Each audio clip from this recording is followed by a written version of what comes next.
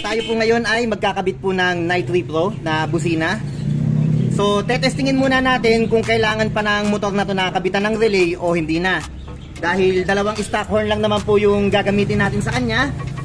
Kaya ngayon po, tetestingin po natin kung kailangan pa niyang kabitan ng relay. So, una po natin gagawin para matesting, ito pong 4 na wire. So, bali merong 2 wire dito, meron din pong 2 wire dito. Ngayon po, pagsasamahin po natin. Okay, pagsasamahin natin. Ngayon po, ito din, pagsasamahin natin. Itetesting po natin siya sa original wiring ng stock horn. So, okay, ito yung original wiring po ng stock horn.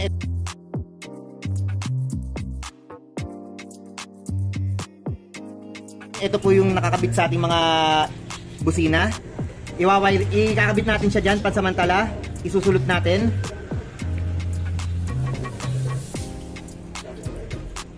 Okay po. Ayan po. Ayan. Tapos ito, dito rin po sa kabila. So, okay po. Kung makikita nyo, nakakabit na po yung wire dito sa stock horn. Pagka ito po ay tumunog na maayos, okay po, pwede na siyang hindi gamitan ng relay. Pero kung medyo ngongo po yung tunog o paus, automatic po, kailangan po natin magkabit ng relay. So, testing po. Okay pre, pakipindot. Isa pa. So, okay po, kung narinig po ninyo, tumunog naman siya ng maayos, hindi naman siya paus o ngongo yung tunog. Kaya pwede na po natin itong ikabit yung Night 3 Pro kahit po sabihin pa natin na wala siyang relay. Okay, so ito po yung instructions niya sa likod. So ito po yung ating susundan. Kalasin muna natin. So okay, ang kakalasin lang po natin itong wire na to. Yung kabilang wire, ito po ay negative po. So bali hindi na natin siya paghihiwalayin. Ang paghihiwalayin lang po natin itong kabilang wire. So bali itong isang wire na to, isang linya lang po yan, kaya hindi na po natin pinaghiwalay. Bali yan po ay negative. So okay, itetesting na natin. Bali ang gagawin po natin, gagamitan natin siya ng test light. So bali itong motor na to, tinignan ko na po ito kanina, siya po ay naka negative trigger po. So okay, ang ginawa natin ganito. Kailangan po natin talaga ng ng test light. So bali ito po yung positive ng baterya. Ito po yung pinakang pang-clip po ng ating test light. Ayan po, diyan po siya nakakabit. Okay, so bali pagka dinikit natin yan sa body ground, kagaya nito, makikita po natin umiilaw po. Ayan po, body ground. Ayan, umiilaw. Ang body ground po, ito po ay negative. So okay, ang hahanapin natin ay negative. Kaya tayo po ay nag-clip po dun sa positive ng battery. Okay? So, inuulit ko po, nag-clip po tayo sa positive ng battery dahil ang hinahanap po natin ay negative. Ngayon po, ikakabit natin po ito dito sa parang kulay pink na wire. So, ganito po ang paggamit ng test light. So, wag na po tayo magbase sa kulay ng mga wiring. Bali talagang pag-aralan po natin is paggamit po ng test light. Okay? Pag ito ay umilaw po, ibig sabihin siya po ay negative trigger. So okay, umilaw. Dahil kung iyan po ilalagay natin sa positive, okay, hindi po yan iilaw kahit pindutin natin yung busina, wala pong ilaw yan. Okay. So bali yung kabilang linya po, yun po yung positive, ito pong kabilang linya, ito po yung negative. Ayan po. Okay. So bali yung wire po, dyan po natin ikakabit. So bali pagsasamahin na po natin yung tatlong wire. So bali etong color yellow po, kung makikita po ninyo sa instructions, ayan po. So bali sanay tayo makakita ng negative or body ground na color black or color green. Yun nga lang, sa instructions nito is color yellow yung ginamit na wire. So yun po yung susundin natin. So ito po yung color yellow na wire. Sama-sama silang tatlo, ikakabit natin dito sa negative po ng original na busina. So, okay, kukuha lang tayo ng terminal tapos ikakabit po natin.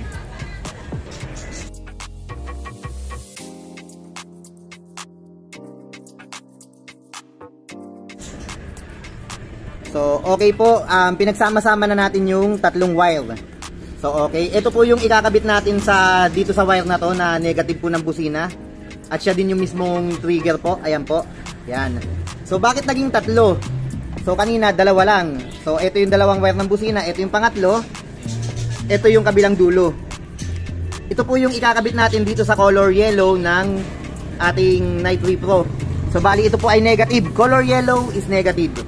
So, ito po yung kabilang dulo. Doon po natin siya idudugtong dahil kailangan po natin magdugtong ng wire. Dahil dito po gustong ipapwesto ni Bossing yung kanyang busina. Ayan, dyan sa may part na yan. So, sabi niya, basta maipwesto lang muna daw dito. Pansamantala, siya na daw ang bahala mag-ayos. Okay? So, bali, okay. Sana po nasundan po ninyo. Ito po ay ilalagay po natin sa yellow wire. So, magkadugtong po yung dalawang wire ng busina. Pinagsama natin sila ng linya. Okay po. Ayan, pinagsama natin sila ng linya. Nagdugtong tayo ng isang wire. Ngayon, dito na po natin siya ikakabit. Ayan, ikakabit na natin siya dito. So, dapat mahigpit. Kaya pipisilin natin to ng long nose para humigpit. Kailangan kapit na kapit. Ayan. So, ayan, mahigpit na siya. Lalagyan ko na rin po ng electrical tape para siguradong hindi siya mabubunot.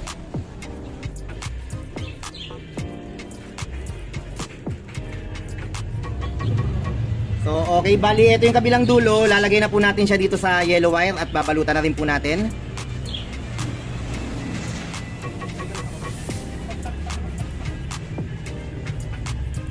Okay, so bali, babalutan na rin po natin to. So, okay po, nakadugtong na po dito yung yellow wire. Ngayon, ang kasunod naman po niya na wire na ikakabit natin, isang color brown and isang color blue. So, dito po yun sa dalawang bakanting wire na to, magkabila. So, kahit magkabaliktad, pwedeng dito yung brown, dito yung blue, pwedeng dito yung brown, dito yung blue. Kahit magkabaliktad na po. So, dyan po natin ikakabit itong brown and blue. So, okay, ito yung isang wire. Dudugtungan na po natin.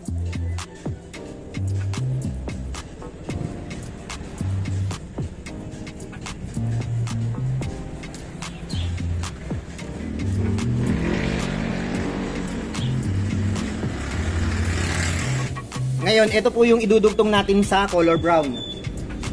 Okay, ayan po. Lagay natin siya dito sa brown.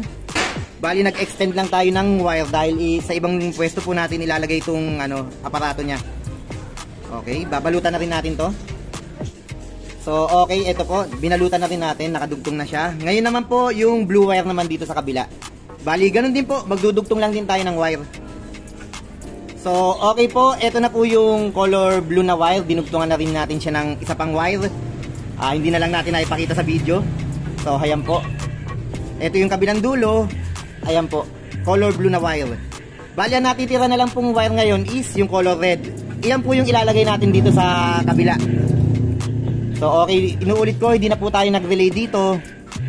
Sana sa susunod, kung kailangan natin magkabit ng relay, mabidyoan din natin ng maayos para mas may paliwanag din po natin kung paano naman po yung tamang diskarte kapag kailangan po ng relay.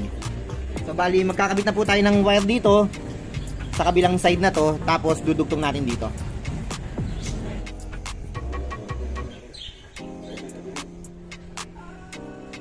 Ayan, so bali, gumamit tayo ng male terminal. Ayan.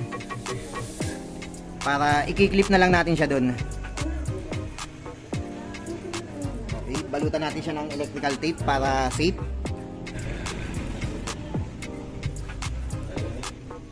Ayan po. Bali, ikakabit natin to dito sa part na to. Ayan. So, pasisikipin din natin siya.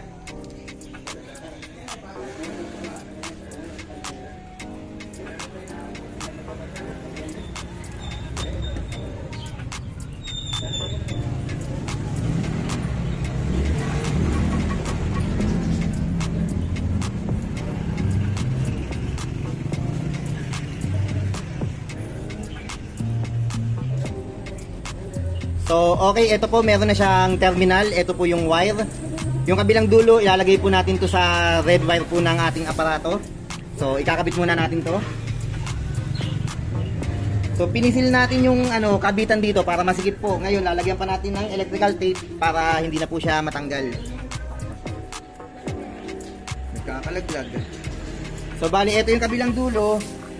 Ilalagay na po natin siya dito sa ating red wire. Okay po. So ngayon kumpleto na po. So nakakabit na lahat. Subukan na po natin testingin. Okay pre, testing natin.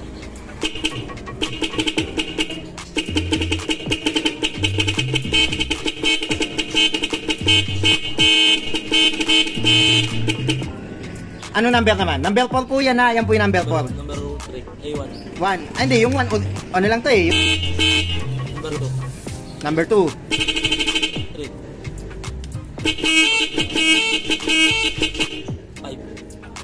5. That po.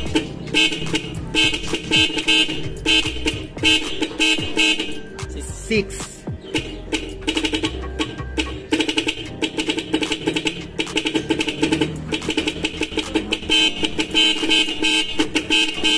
Ayos, So bali ito po ay hanggang 12. Meron na rin naman po kung video kung paano yung tunog nilang lahat. So okay po, hindi po tayo naglagay ng relay dito. Tinesting muna natin kung kailangan pa ng relay. Kung kailangan pa po ng relay, maglalagay po tayo. Yun nga lang, dahil hindi naman po kailangan ng relay, hindi na tayo naglagay. Tumunog naman po siya ng maayos. Sana po mapag-video rin tayo ng may kasama namang relay. So sa mga susunod na araw, kung may magpapakabit at kailangan ng relay, maglalagay po tayo ng relay. So sa ngayon po, ito lang po muna. Maraming salamat po. Stay safe po and God bless po sa ating lahat. Salamat po.